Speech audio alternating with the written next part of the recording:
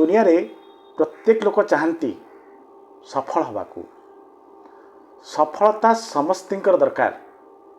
जहाँ को भी आपण पचारिबे से निश्चित भाव में कहब I want to be a successful person. समस्तिंकर चाहत होची एई सफलता। सफलता समस्ते चाहूचंती खूब भल कथा, मात्र थर चिंता करंतु आपण सफलता चाहूचंती, परिश्रम भी करूचंती, निज काम रे लागी रहिचंती, तो आज जाए सफल कहीं ही नांती। प्रॉब्लम कोठी अछि, समस्या कोठी? आपण पाखरे कोन किछि कमी रहि जाइछि कि? जदि कमी नहीं तेबे सफलता आपण को काहे कि मिली पारु नहीं? कमी कोठी आपण पाखरे अछि ना आपण कार्यधारा रे अछि? आपणकर समस्त असुविधा कौन जानिछंती? आमे सफल हवा को चाहूचे, मात्र आमे चिंतन करने कि सफलता आमर दरकार हेले आमे ओ आमर ए सफलता भितरे जो दूरता रही से दूरता को केमती आमे कम करी ये सफलतार निकटवर्ती हवा, आमे से दिगरे ध्यान दउ नाही। खाली चिंता करुचे आमर सफलता दरकार, कौन कले आमे आम सफलतार निकटवर्ती हवा से आड़ को आमे ध्यान दउ नाही। केउ केउ जिनस आमको आम सफलता ठारू दूरे रखुची से जिनस को आमे जानिबा को चेष्टा करू नाही। आमे चाहूचे आमे जेमती अच्छे आमे सेमती रहिबा एवं आमको सफलता मिल जिवो, सेमती हुए नहीं। आमे जेमती काम करचे सेमती काम कले जदि सफलता मिलबार थांता ताले आज पर्यंत आपण आ मु काहेकि सफल होई नाही? आमे केबेठार तो सफल होई सारि थांते। तेणु निश्चित भाव में आपणक भितरे मो भितरे परिवर्तनर आवश्यकता अछि। आमे आम निजको बदलाइबा को पड़िबो, परिवर्तन को ग्रहण करने को पड़िबो। आम निजको बदलाइबा, आमे करुथबा कार्यधारा को बदलाइबा, निजको बदलाइबा अर्थ कौन आपण मन थरे चिंता करंतु। आमको प्रथमे आमको जीरो बोली भाविया को पड़िबो। प्रथमे परिवर्तनर प्रथम सूत्र हला जे आपण जदि निजको परिवर्तित करने को चाहूचंती ताले प्रथमे आपण को जे जीरो बोली भावंतु। आमको शून्यरू शिखर पर्यंत यात्रा करने को पड़िबो। आमको आत्मचिंतन करने को पड़िबो, आत्मसमीक्षा करने को पड़िबो एवं सफलता त्याग चाहे। बिना त्यागरे केही आज जाए सफल होई नहीं। आपण उड़ान बढ़िबा को चाहूचंती, ऊपर को उठिबा को चाहूचंती, तो आपण को पाखरे जो कचरा अछि, आपण को मुंड भितर जो दुर्बुद्धि अछि, आपण को भितर जो गर्व अछि, जो अहंकार अछि, जते प्रकार बाजे जिनस सब अछि ताकू आपण को छाड़ीबा को पड़िबो। ताहेले जाई आपण हल्का हेबे, हल्का हेले आपण ऊपर को उठी पारिबे। तेणु आपण को तल को टाणुथवा जिनिस अर्थात खराब अभ्यास सबको खोजी खोजी फोपाड़ीबा को पड़िबो एवं हल्का हेबा को पड़िबो एवं आपण को खोजिबा को पड़िबो। आपण करे उड़ान ले आपण करे जो उड़ीबा को चाहूचंती, ऊपर को उठिबा को चाहूचंती, से उठिबारे को जिनस आपण सहायक से जिनस सब को आपण को संग्रह करने को पड़िबो, एकाठी करने को पड़िबो, निज भीतर को आनिबा को पड़िबो। किछि भल अभ्यास आरंभ करने को पड़िबो, किछि खराब अभ्यास को छाड़ीबा को पड़िबो। किछि भल अभ्यास जहाँ आपण को शिखर पर्यंत नहीं जीवो, से अभ्यास गुड़िक मु आपण मानक सामने उपस्थापन करने को जाउछि। निश्चित भाव में ये अभ्यास गुड़िक आपण भल रकम शुणु एवं अभ्यास गुड़िक आज ठारू ही करने को आरंभ करंतु। प्रथम अभ्यासटी है सकाळू शीघ्र उठिबा, कौनसी काम को काली उपरे न छाड़ी आज ही से काम आरंभ करिबा। यह को इंग्राजी रे प्रोक्रास्टिनेशन बा टालटोल नीति कहा जाए। जेकोसी काम को आज न करी पछरे करिबा, समय हेले करिबा मोर सियाड़ को नजर नहीं मु इच्छा नहीं देह भल नहीं समय ठीक आसिले मु करिबी इत्यादि इत्यादि जेते प्रकार बाहाना अच्छी बाहानाबाजी अच्छी सबू बाहानाबाजी को छाड़ी बाहानाबाजी को धरी आपण मान जो टालटुल नीति करती जे आज नुहे आम आउ केतबेले करबा ताको प्रोक्रास्टिनेशन कहा जाए।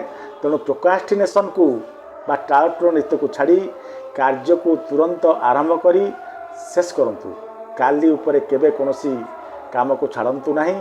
शुभश्च शीघ्रम न्याय जहाँ भावुंट जहाँ चिंतन करुछंती ताकू कार्य लगाई देखंतु कार्य करी देखंतु। द्वितीय अभ्यास चलतु जानिबा। द्वितीय अभ्यास है जो बापदरे आपण आग को बढ़िया को चाहूँगी ता उपरे प्रत्येक दिन किसी शिखा किसी नुआ जानिबा को प्रचेष्टा करंतु। यूट्यूब देखंतु अभिज्ञतारू शुणंतु अभिज्ञ ठारू शुणंतु जहाँ भी करंतु शिखंतु शिखिले सफल हेबे। ज्ञानर किछि भी शॉर्टकट रास्ता नहीं ज्ञानर परिसर बढ़ाइबा को पड़िबो। ज्ञानर परिसर बढ़िले आपण निश्चित भाव में सफल हेबे एथिरे संदेह नहीं। तेणु द्वितीय अभ्यास टी है क्यों दिगरे आपण आगो को आगेउचंती आगेबा को चाहूचंती से दिगरे इंटरेस्ट रखंतु एवं ता संबंधी शिक्षा आपण जोट पाउचंती आहरण करंतु। तृतीय भल अभ्यास टी है सफलतार तृतीय अभ्यास टी है कम कहिबा अधिका सुनिबा। यह को अभ्यास करंतु जे मु दिनमान भितरे कम कथा कहिबी एवं लोकों कथा को अधिक शुणिबी। भगवान नाम को दुईटी कान गोटे पाटी देइचंती। यह भगवान करे एक महत् उद्देश्य जे आमे दुईटी कान रे दुई गुण कथा शुणिबा। पाटी गोटे देइचंती गोटे गुण आमे कथा कहिबा। मात्र आजिकाली आपण घुरी बुलिबे कहारी को भी श्रोता भावे पाइबे नहीं समस्त को वक्ता भावे आपण पाइबे। जहाँ को जार ज्ञान अच्छी से गपुची जार ज्ञान नहीं से मध्य बड़बड़ हवा को भूलु नहीं। जहाँ को देखिबो समस्ते कहवा को भल पाउचंती समस्ते चाहती मु कहारी कथा शुणिबी नहीं। ये दुनिया रे जेते लोक अछंती समस्ते मोरी कथा शुणंतु। बाबूरे शुणिले ज्ञान बढ़े आउ गपी चलिले आपणकर ज्ञानर परिसीमा बढ़े नहीं। जेतिकी जानिचंती आपण केवल कहिबा द्वारा से ज्ञान को ही रिपीट करी चलिबे किंतु अनेक लोकंक ठारू अनेक कथा शुणिले एमिति किछि गुडे जिंस आपणक जीवन भीतर को पसी आसे जहाँ आपण आगरू जानि नथिले। तेणु शुणिले ज्ञान बढ़े। समस्त कथा शुणंतु बहुत दरकारी कथा आपण हुए तो शुणी पारंती एवं ताकू काम लगे पारंती। चतुर्थ अभ्यास सफलतार चतुर्थ अभ्यास है मना करवा शिखंतु। आपणक काम जदि कहीं आपण को डाइवर्ट करुच्ची आपण गोटे कार्य बाहरी से कार्य आपण को आउ किए ता निज काम लगेगा को चेष्टा करुच्ची आपण दृष्टि को हटाइबा को चाहूँगी एवं आपण कार्य को बाधा पहुँचाई से निज कार्य हासिल करने आपण को व्यवहार करने को चाहूँगी ताहले से जे होता ना कहीं आपण ताको मना करवा शिखंतु। जे पर्यंत आपण मना करवा शिखिबे नहीं से पर्यंत लोक मैंने आपन को यूज कर चलते आपण आपण काम छाड़ी अन्य काम रे जिवे निज काम को प्राथमिकता देवे नहीं। तेणु सब बड़े मन रखंतु निज काम को प्राथमिकता दियंतु निज काम रे अवहेला करंतु नहीं। अनुचित काम अनुचित उपदेश को सीधा ना करवा शिखंतु। अन्य हाथर काठ कंढाई केबे निजको सजैबा को दियंतु नहीं। यहाँ पर अभ्यास टी है परिस्थितिर ଅନୁକୂଳତା ବା ପ୍ରତିକୂଳତାକୁ ନ ଦେଖି କାମରେ ମନେ ଲଗାନ୍ତୁ। ପରିସ୍ଥିତି ସବୁବେଳେ ଅନୁକୂଳ ହେବ ଏମିତି କିଛି ଗ୍ୟାରେଣ୍ଟି ନାହିଁ। ପରିସ୍ଥିତି ଅନୁକୂଳ ଥାଉ ବା ପ୍ରତିକୂଳ ଥାଉ, ସିଆଡ଼କୁ ଭୂକ୍ଷେପ ନ କରି ଆପଣ ଆପଣଙ୍କ କାମରେ ମନ ଲଗାନ୍ତୁ। ପ୍ରତିକୂଳ ପରିସ୍ଥିତିରେ ପଳାୟନ କରିବାର ଯେଉଁ ମନୋବୃତ୍ତି, ସେ ଅଭ୍ୟାସକୁ ମୂଳରୁ ମନରୁ ପୋଛି ଦିଅନ୍ତୁ ଏବଂ ବୀର ସୈନିକ ପରି ପରିସ୍ଥିତିର ସାମ୍ନା କରିବା ଶିଖନ୍ତୁ। ପ୍ରତିକୂଳତା ଆଡ଼କୁ ଆପଣ ଯଦି ନିର୍ଭୀକତାର ସହିତ ଆଗକୁ ପାଦ ବଢ଼ାଇଲେ, ସେହି ପ୍ରତିକୂଳ ପରିସ୍ଥିତି କେତେବେଳେ ଯେ ରଙ୍ଗ ବଦଳାଇ ଆପଣଙ୍କ ପାଇଁ ଅନୁକୂଳ ପରିସ୍ଥିତିରେ ପରିବର୍ତ୍ତିତ ହୋଇଯିବ ତାହା ଆପଣ ଜାଣିପାରିବେ ନାହିଁ। ବାସ୍ ଖାଲି ସାହସର ସହିତ ଧୈର୍ଯ୍ୟର ସହିତ ଆଗକୁ ପାଦ ବଢ଼ାଇଲେ ହେଲା। ତେଣୁ ପରିସ୍ଥିତି ଅନୁକୂଳ ଥାଉ କି ପ୍ରତିକୂଳ ଥାଉ, ଆପଣ ଆଗକୁ ବଢ଼ନ୍ତୁ। ଷଷ୍ଠ ଅଭ୍ୟାସଟି ହେଲା, ସଫଳତା ପାଇଁ ଷଷ୍ଠ ଅଭ୍ୟାସଟି ହେଲା ନିଜେ ନିଜକୁ ଚିହ୍ନିବାର ଆଦତ। ଆମେ ସମସ୍ତେ କ'ଣ କରନ୍ତି, ଅନ୍ୟକୁ ଜଜ୍ କରିବାରେ ମାହିର। ସିଏ ସେମିତି, ଇଏ ସେମିତି। ଅନ୍ୟର ସୁଗୁଣ ଦୁର୍ଗୁଣ ଆମ ସମସ୍ତଙ୍କୁ ଜଣା। ତା ପାଖରେ କ'ଣ ସୁଗୁଣ ଅଛି, କାହା ପାଖରେ କ'ଣ ଦୁର୍ଗୁଣ ଅଛି, ଆମକୁ ପଚାରିଲେ ଆମେ ସବୁ ଗପିଦେବା। ହେଲେ ଆମେ କେବେ ଅନେଷ୍ଟଲି କୁହନ୍ତୁ, ନିଜେ ନିଜକୁ ଚିହ୍ନିବାକୁ ଚେଷ୍ଟା କରିଛେ? ନିଜେ ନିଜକୁ 10-15 ମିନିଟ୍ ସମୟ ଦେଇଛେ? ନିଜର ସୁଗୁଣ ଦୁର୍ଗୁଣର ଲିଷ୍ଟ ବାହାର କରିଛେ? ତେଣୁ ସଫଳ ହେବାକୁ ଚାହାନ୍ତି ତ ନିଜେ ନିଜକୁ ଚିହ୍ନନ୍ତୁ। ଗୋଟିଏ କାଗଜ କଲମ ଆଣନ୍ତୁ, ଆତ୍ମଚିନ୍ତନ କରନ୍ତୁ, ଏକୁଟିଆ ବସନ୍ତୁ, ନିଜକୁ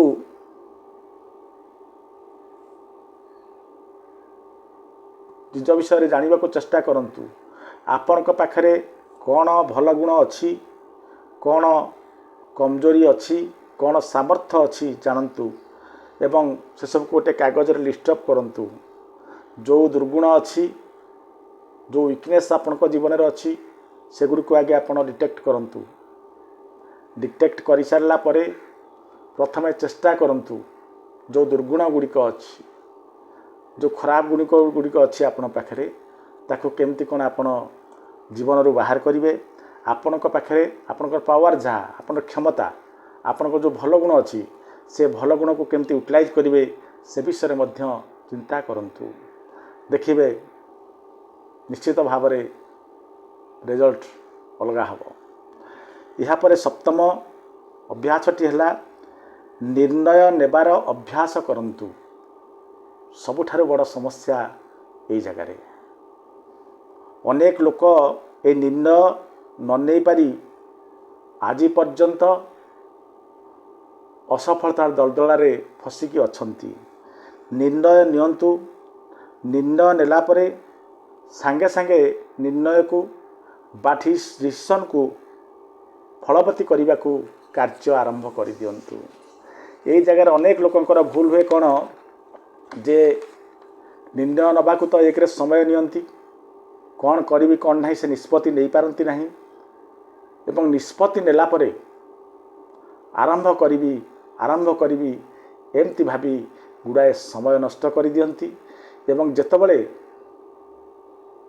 ସେମାନେ ଯେତେବେଳେ କାର୍ଯ୍ୟ କରିବାକୁ ବାହାରନ୍ତି, ସେତେବେଳେ ଯେଉଁ ଜୋଶ ପ୍ରଥମରୁ ଥିଲା, ଯେଉଁ ସାହସ ଥିଲା, ଯେଉଁ ଉତ୍ସାହ ଥିଲା, ସେ ଉତ୍ସାହ ସେ ସାହସ କିଛି ନଥାଏ।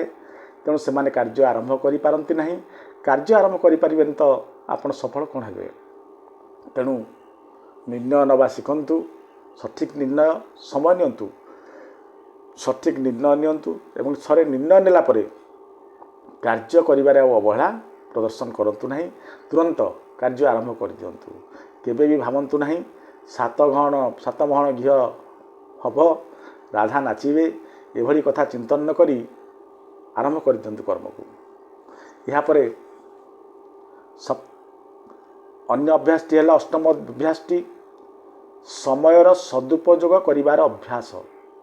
ଏହି ଅଭ୍ୟାସଟି କରିବାକୁ ହେଲେ ଆପଣ ଆପଣଙ୍କର ବ୍ୟର୍ଥ ଯାଉଥିବା ସମୟ ଗୁଡ଼ିକୁ ଆଗେ ଖୋଜନ୍ତୁ। ଧୀରେ ଧୀରେ ଯେଉଁ ସମୟ ବ୍ୟର୍ଥ ଯାଉଛି ସେଗୁଡ଼ିକର ଅବଧିକୁ ସମୟର ଅବଧିକୁ କମାନ୍ତୁ ଏବଂ କାର୍ଯ୍ୟରେ ଲଗାନ୍ତୁ। ଏହିପରି ବ୍ୟର୍ଥ କରାଯାଉଥିବା ସମୟ ହିଁ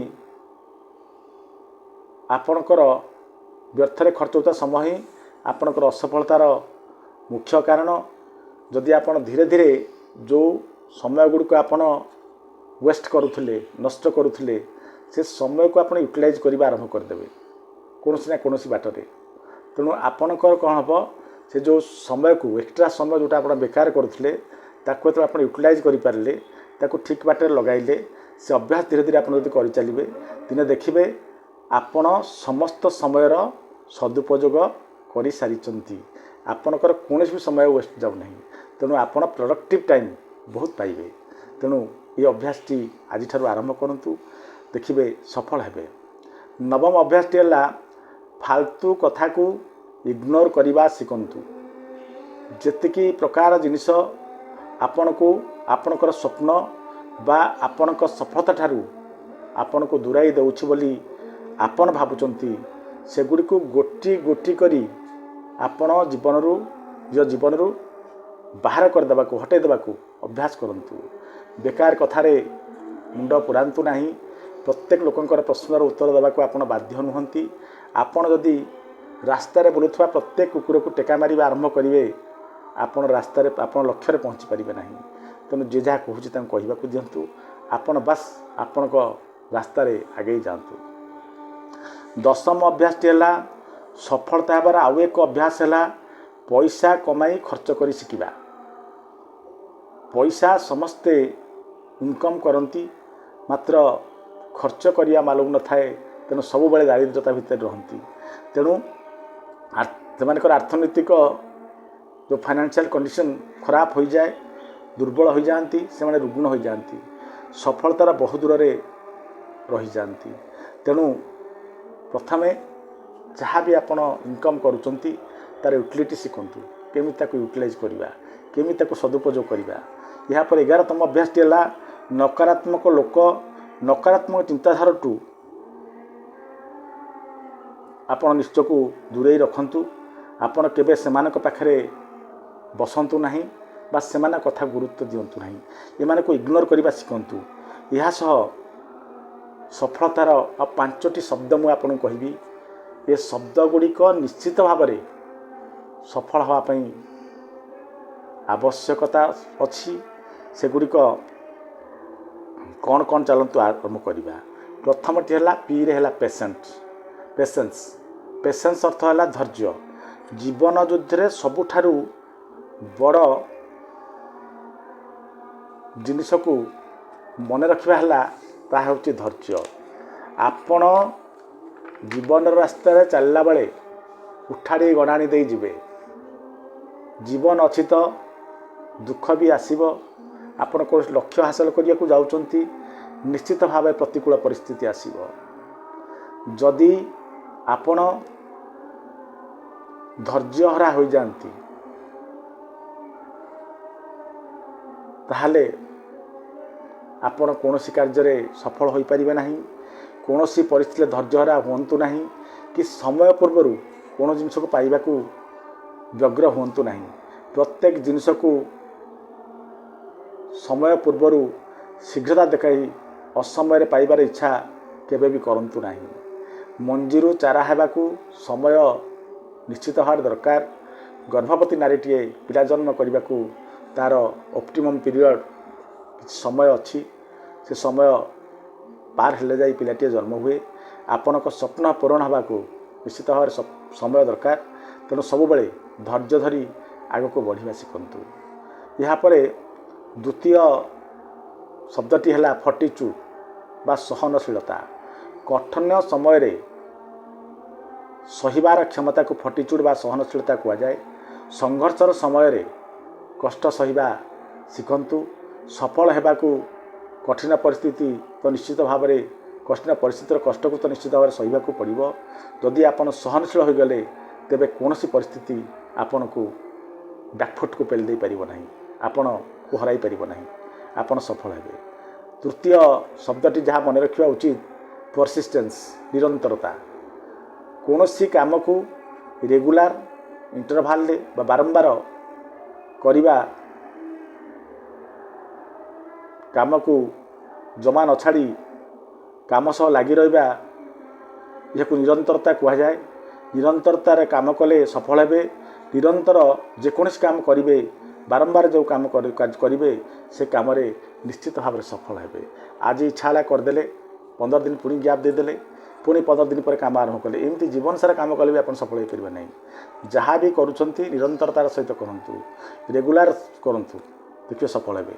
चतुर्थ शब्दटी है सेल्फ मोटिवेटेड काम करुँच समय आसो देखिए आप जो कम करुवे एक समय आसो आप मन पूरा भांगीज तो ना सब मो द्वारा नुह मो स्वप्न पूर्ण हम ना हे ना मुझे छाड़दे पलैबी ये चिंताधारा जो आसो जो आपणकर पाखे कहीं नथिबे एक कथा क्या आप प्रकाश करेंगे आप मन भर कथा होटा जे काम मो द्वारा नुह मुझे छाड़ी चली जी से समय आपण को मोटिवेशनल स्पीकर मैंने कहीं हेल्प करेंगे ना से समय कारण आप प्रकाश करेंगे ना तेणु मोटिवेशनल स्पीकर केमी जानवे आप प्रोब्लेम आपको कहे से समय only one person is there who can help you he is no other than yourself आपण को से समय केवल जड़िया लोक साहाय्य करें से होचंती आपण निजे आपण को निजक निजे सेल्फ मोटिवेटेड हवा को पड़ो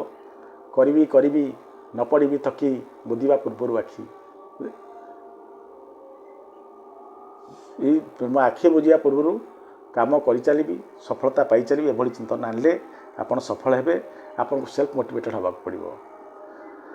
तापर पंचम शब्दटी है डिटर्मिनेशन दृढ़ संकल्प जा है जो न कहीं I will never give up मु पछू फेरबी ना छाड़ी ना जा है जन कहीं मु आग को बढ़ी एवं सफल हेबी सफलता पर जाई मु रेस्ट नेबी बा दम नेबी एभली चिंताधारा मन को आसला जिते विपद आसू परिस्थिति जिते प्रतिकूल हो जहाँ जाऊ आपण निश्चित भाव में सफल हेबे ए सन्देह ना। आशा करुँच दर्शक बंधु आज ये कथा गुड़िक निश्चित भाव में आपण को बहुत इन्स्पिरेसन जोगेब। आगामी वीडियो पुणी देखा से पर्यटन रोचे नमस्कार।